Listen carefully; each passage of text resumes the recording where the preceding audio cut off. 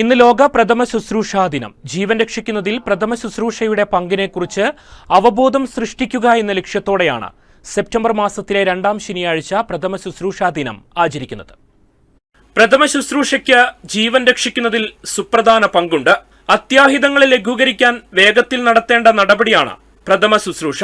ജീവൻ സംരക്ഷിക്കുക, അപകടാവസ്ഥയിലുള്ള ജീവനെ വീണ്ടെടുക്കാൻ ശ്രമിക്കുക, സമീപത്തെ ആശുപത്രിയിലേക്ക് സുരക്ഷിതമായ രീതിയിൽ ഗതാഗതം ഉറപ്പാക്കുക എന്നിവ പ്രഥമ ശുശ്രൂഷയുടെ ഭാഗങ്ങളാണ്.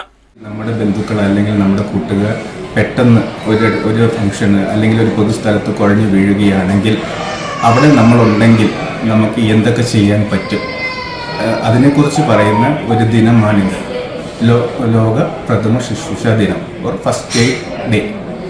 ഇതിൽ നമുക്ക് ബേസിക് ലൈഫ് സപ്പോർട്ട്, അതായത് നമ്മളെ കൊണ്ട് ആ ഒരു സിറ്റുവേഷനിൽ എന്തൊക്കെ ചെയ്യാൻ പറ്റും, ആ രോഗിയെ അല്ലെങ്കിൽ ആ ഒരു വ്യക്തിയെ എങ്ങനെ നമുക്ക് ജീവൻ തിരിച്ച് കൊണ്ടുവരാൻ പറ്റും, അതിനെക്കുറിച്ച് ഒരു ഓർമ്മപ്പെടുത്തുന്ന, ബാക്കിയുള്ളവരെ പൊതു താല്പര്യാർത്ഥം ബാക്കിയുള്ളവരെ ഒരു ബോധവൽക്കരണം എന്ന നിലയിൽ ആചരിക്കുന്ന ഒരു ദിവസമാണ് ഇന്ന്.